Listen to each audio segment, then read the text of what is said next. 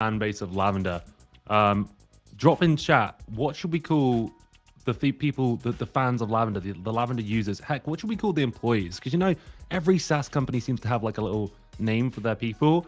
You got Gongsters, Vidyardians for Vidyard. What should the Lavender team call themselves that we can make really cringe and put on LinkedIn every day?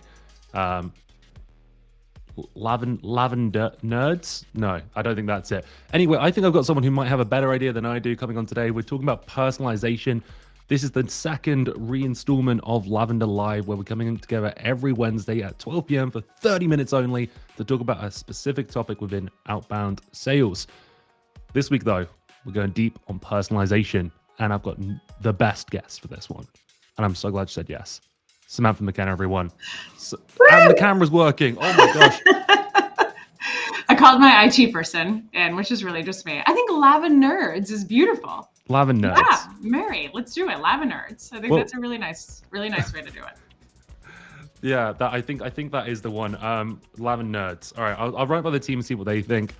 We've started doing this alliteration thing. So we do the Lavender Live. We have the Lavender Letter. We're going to be repurposing the recordings of these as the Lavender Later. So maybe there's like an L thing, that happens afterwards. The Lavender Lads. That's a bit masculine, but so Lavender we'll bring the Lavender Lads. Sam, I don't like to bury the lead because typically when people come on to webinars, they're psyched for the topic. And of course they're going to be psyched for this one. You're here. We're doing a great topic. It's relevant for a lot of salespeople. However, things happen. DoorDash comes. The dog, needs to go for a walk. And then they miss the best part, which is normally halfway through. So before we get started, what is the one thing that you need to make sure the folks here listening today hear before that DoorDash man comes, the DoorDash person comes and drops off their lunch? Well, I think what we really all want to know is how late were you out drinking last night that you were wearing sunglasses inside? It does look like I did look like a bit of a mess head for a second there. To be fair, my flight landed at 2 a.m. last night, so I did actually have a lot of sleep. There was no drinking involved, I promise you that. All right, so what do we actually want to know? What do we want to get out of here? Personalization matters. Yes, it takes time. Yes, you have to do it. Yes, I promise it'll pay off. That's what you need to know. And then if you can stick around, we'll tell you how to do it. We'll tell you how to do it appropriately, how to not do it inappropriately. Like we get some really weird ones that come in. Like somebody was just talking about my 4 children in an email today, and I don't have any children. Yeah, that's news to me. Yeah.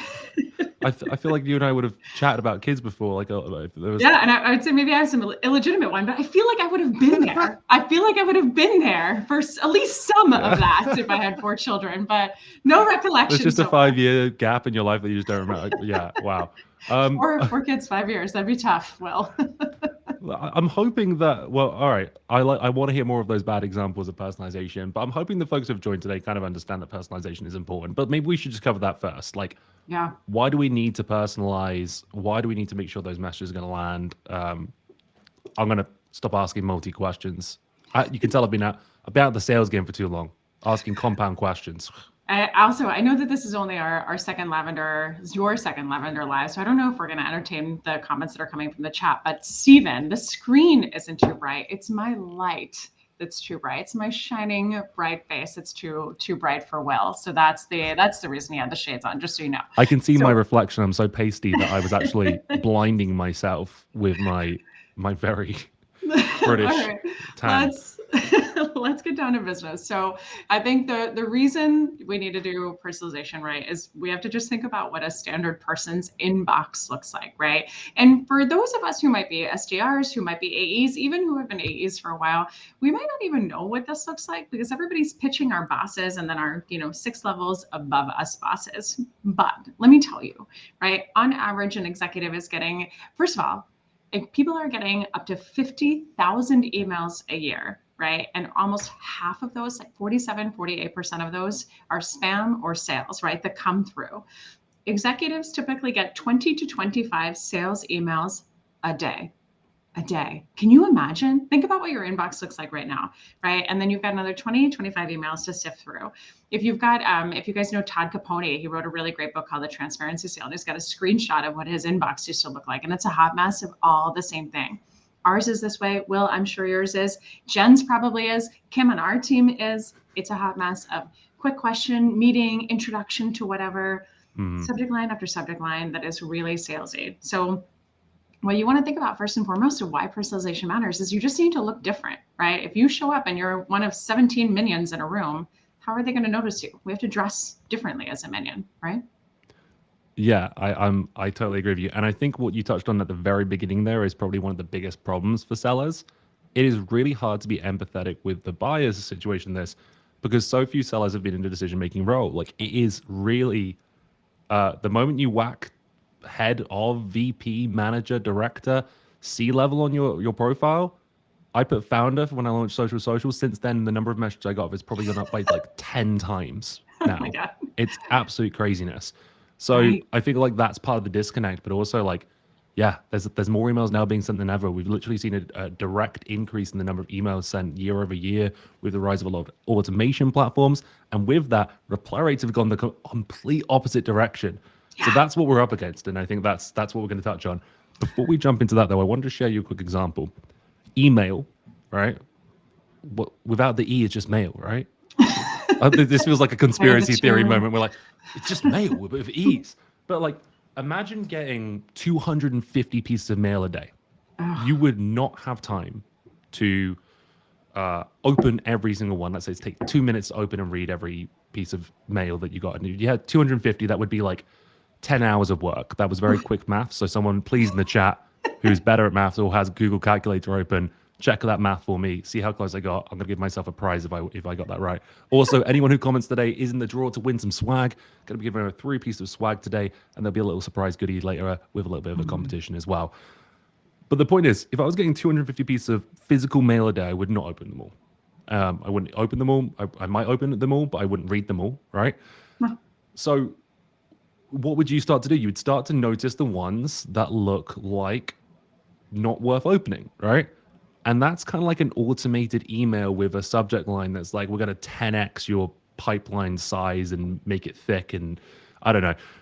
But then you open it and then it's like, I hope you're well. You start to notice these things and you just start to realize that looks like a spam like that I got last week. You just stop opening them and stop looking at them, right?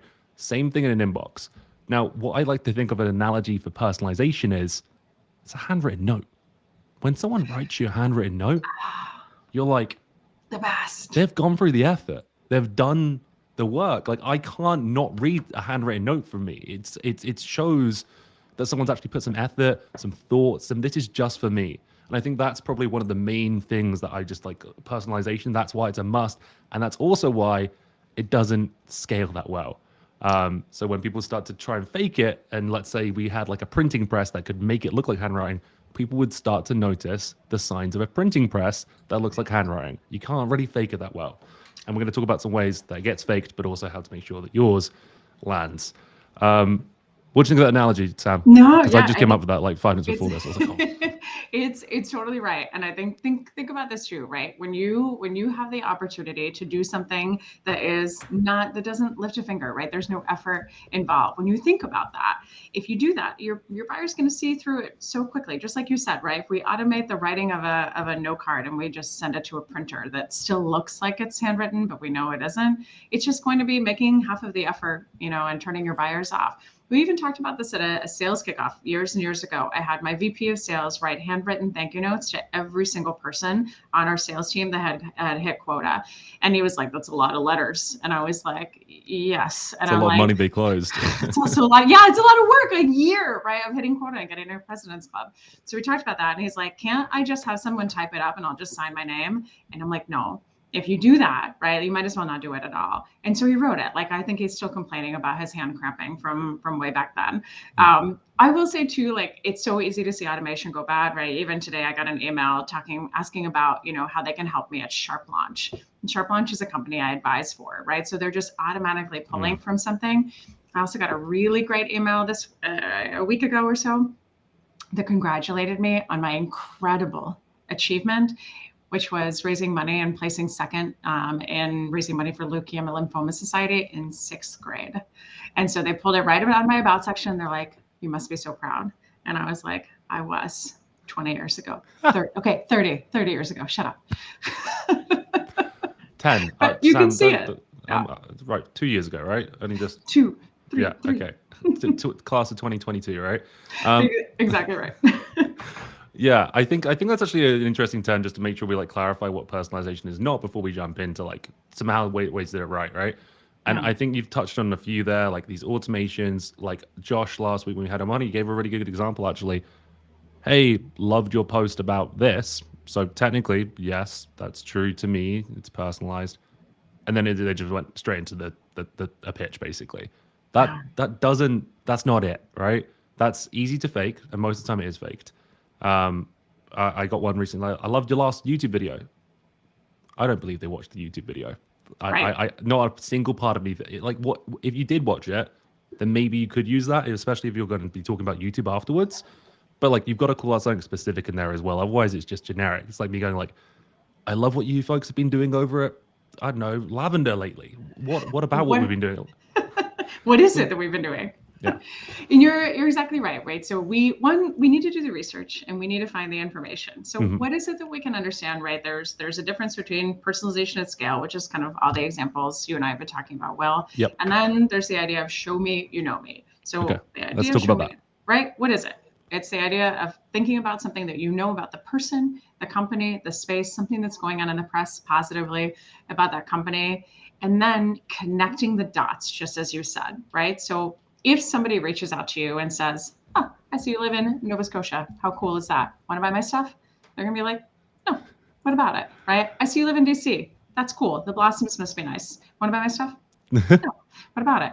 So making sure that we connect the dots, like what is it that you can tie authentically to you, your thoughts, something else that you're seeing in the space? Like what is it that you can do there to show that person not only that you know them, but you have something intelligent or human to share with them?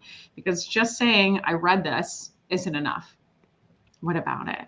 And I think this is also where we get into a challenge, right? A lot of people say, "Well, my buyers aren't on LinkedIn," right? Or like their That profiles was are going to be my terrible. next question. Where do we start looking for this stuff, right? Where do we start? Yeah.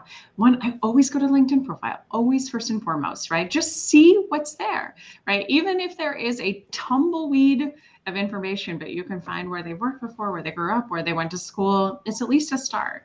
And if you have nothing there, this is where we turn to the company. And this is also where we turn to the space. So do we sell to people in that space already? Do we sell to their competitors? Do we understand their challenges as a buyer? Show me you know me isn't just about "I see you went to FSU, want to chat." Show me you know me is also "I know you as a buyer. I know your challenges. We work with your space. We work with your vertical. I've been supporting your vertical for 10 years. I know a lot about it." And then being able to tie that together. We've got to think about, right, in these emails or however we show up, discovery calls, networking events, conferences, we just have to show that time with us is going to be well spent and that we have some shred of expertise in what we're talking about. I totally agree. So, I mean, that's just what we said before. Personalized to show you're not just an automated bot that's spamming people, but two, it's a great opportunity to show them that you know them, but not them, but also like their world, their business, that you've got a bit about you, that Yeah. you've got a personality and a brain, right? Because Yeah. that's also what they're thinking. Are you even worth talking to? Like, Yeah. that's I think probably one of the best places to weave that in. So your Well, first place you're going is a LinkedIn profile. Is that what we're saying? Is there any other places that you're like going to? You get there, they're a ghost. They've got yeah. they haven't even got a profile picture. God They've got one of forbid. those names where it's like, Ben D, but doesn't say their surname. They're And that much. it's the gray cartoon. Yeah, You're exactly. It's like, the great cartoon head. thank you so much. What am I going to do with this? Next place I would go is company website, and then see what you can find out there. Right? What's interesting? What can you pull down? What relates back to them? I'll talk about an example there in just a second that's important.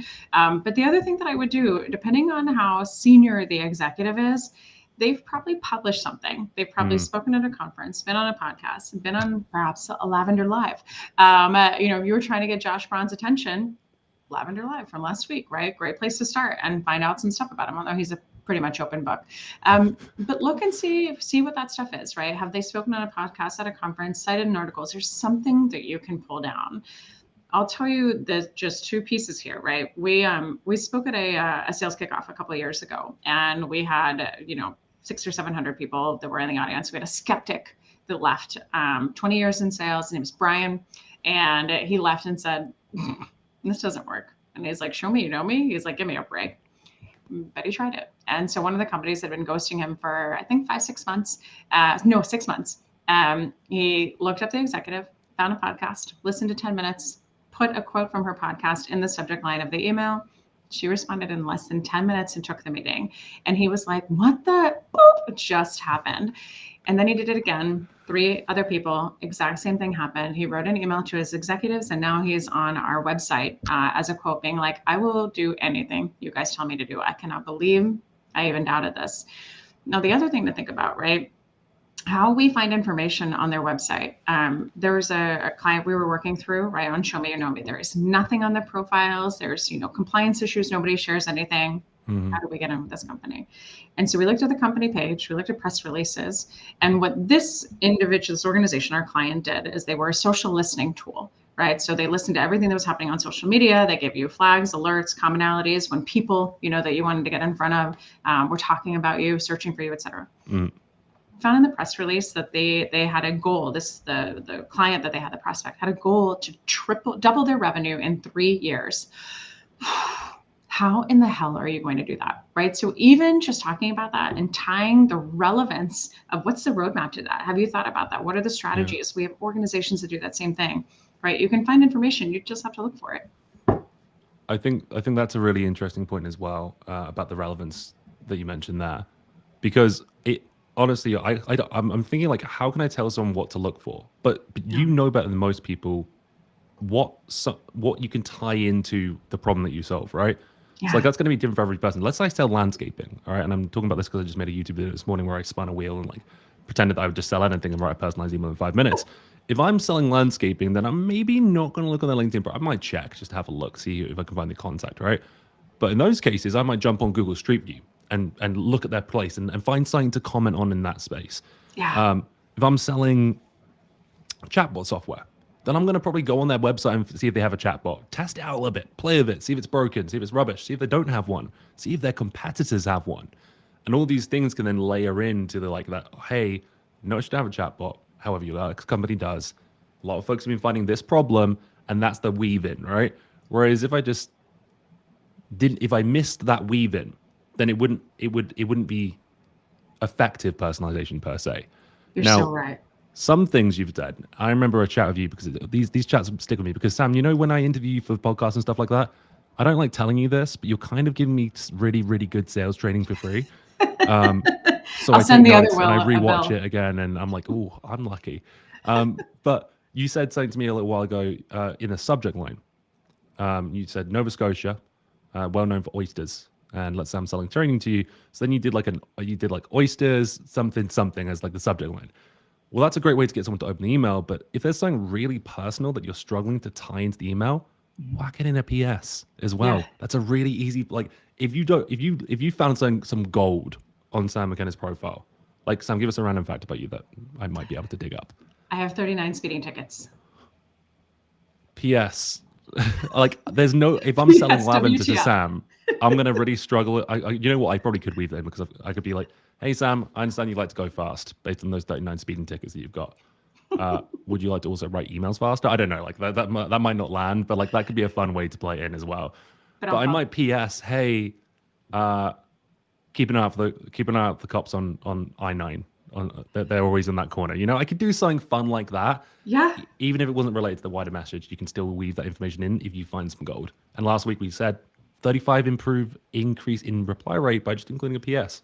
It's crazy. Totally. And even think about like you can add a little humor, you can add some personality, you can add you can put that in the subject line of like, here's where to look out for police officers. And then you can say, PS, found this stat given your speeding tickets. And first of all, I have so many questions, but second, here's where to look out for police officers on your next trip, right? Like add a little something in there, be different. I think that subject line is everything because we're facing two things. One, we have to get them to even open up our email, but then the relevancy is important, right? So just doing our homework and kind of finding that personal connection isn't going to be enough. We then have to say like, okay, now that I got your attention and now that I connected with you on a human level, I need to be able to convince you time with me is going to be well spent, right? So that's where the meat of the email comes in, right? And I think also what you guys help so much with, right? How do we make sure the tone is different? How do we make sure that it's short enough? How do we make sure that we're getting through to our buyer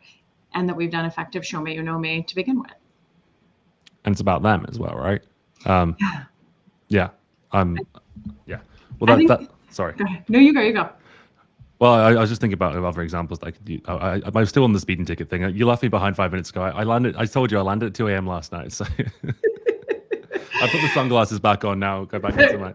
I'll take it from here. I think about this with your buyer persona, right? And I think we could talk about this for a very long time. But I think the higher you go with your buyer persona, the more work you have to do, because we know they're getting more emails. And save for landing at 2 a.m. Well, I bet if we looked at your calendar, right, there's not a lot of spare time in the day, and that's you, Will, at Lavender.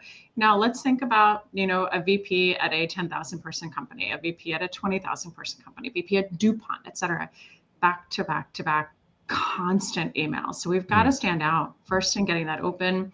But then second, let's think about the buyer persona and the value that we're driving for them. If you look at the emails you send, I suspect the great majority of you, especially if you're using sequences that are written by your company, although I hear somebody tells me that sequences are going away. If you look at the sequences that are written by your company, they are marketing emails. And that even though they're being sent by you, that they're marketing emails because they talk about what you do. They don't talk about how you do it or the challenge that you solve. So if I write an email and I say, Will, we're an incredible sales training company. You should hire us. Will will be like, get out of here. We talked to Josh Braun. Beat it. Or if I say one of the refreshing things people love about us that we're women, not boys like Josh Braun, right? I'm thinking about a challenge you might have. I'm thinking about how do you switch up who is doing your training. I'm thinking about here's a challenge you have. I suspect you have a challenge on discovery calls. You want to get higher conversion rates. You have spent a ton of money on Sales Navigator, but you don't know how to convert. Here's how we're going to, or how to get adoption. Here's how we do that specifically. And that's just the very first part that we've got to put in. But we need to tie that relevancy, right, to something that we know is going on with them or with that buyer persona. And of course, keeping in mind that an SVP of sales is going to get a very different value proposition than a manager of sales.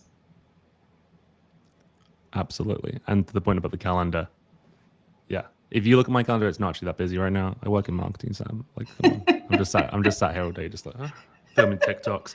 You look at Will Balance's calendar, you're not getting in there for 2 weeks, right? So like, there's a big difference. But yeah, the value prop is so important that you need to make sure you're talking to because if you're talking to me, let's say, and talking about brand with me, I'm in the weeds every day. I'm filming content. Like you might like, oh, Will, do you ever feel like you're spending too much time editing, right? Like that might be a pain point that would resonate with me. But Will Balance doesn't care about how long his team is spending editing. He's thinking like, oh, I want to get maximum reach, or I'm thinking like, I wish there was more going on, or the team, or I could do more of less, or like I didn't have to hire an extra video editor for Will to help him out to make more content, right? Like the strategic would be it'd be more strategic than tactical, I would say, with a lot. Maybe I'm wrong, Sam. So what would you say, go more strategic? Or I think what you want to think about is when you do an email like that, and let's do net new outbound, and then we'll kind of talk about land and expand and executive matching as well. Net new outbound, you need to hook them with a potential challenge that you think that they have, whether it's high level, right, or something. I think the higher you go, it needs to be a little bit more high level, right? Broader for the company. When you go low level, it can be more in the weeds of like, every single Sunday, you have to spend 3 hours preparing for your forecast call next week. Sound familiar? Here's specifically how we can help you avoid that. Worth a chat, right? Something short to the point where they're like, they see themselves in that email. They see themselves in that frustration that they have.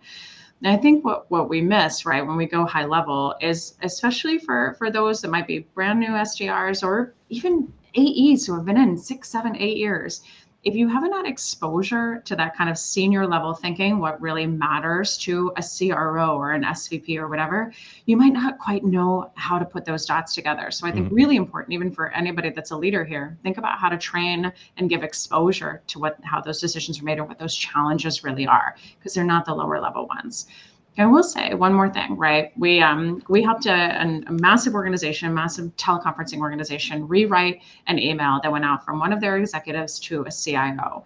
And the executive wrote an email and said, you've been our client for a while.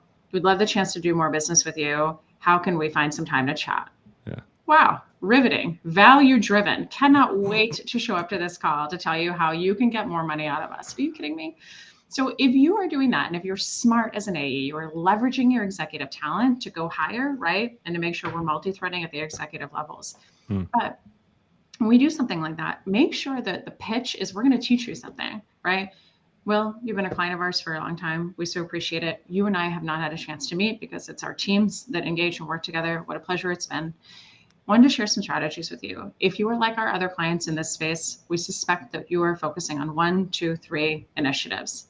If that's the case, we can share some great strategies with you, things that we can do to help you. If nothing else, out of this hour together, you'll have some great takeaways and things to noodle on internally, even if you don't work with us more.